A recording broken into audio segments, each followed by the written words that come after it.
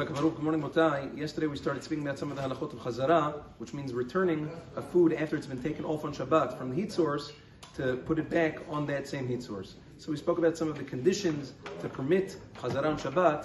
There's machloket poskim, the Mishnah Berurah in Biur Halacha, and Siman Shnum Gimel says that the laws of chazara, the conditions that we set forth yesterday, apply equally to liquid foods as they do to solid foods, which means even a completely solid food that's fully cooked.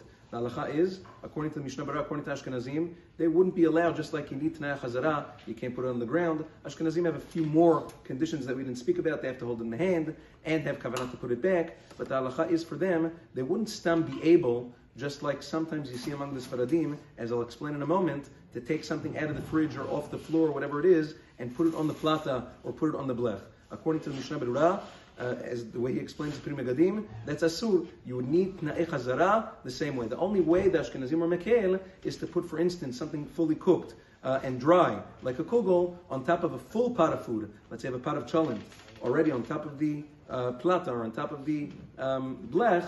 They would say you're allowed to put a kugel on top of that. But to put it directly onto the blech, asur, without Tnai Chazara, according to the Ashkenazim. Nevertheless, Maran Zechron Levracha, in Chavedat Chenek Bet Siman Mem, he has a whole tshuva explaining, disproving this Pri Megadim, and he says that according to the Magen Avraham and other poskim, Tnai Chazara do not apply to dry foods, which means obviously it's got to be fully cooked, and the fire has to be covered. It has to be garuf katum, because otherwise it looks like cooking. It's mechzekim mashem.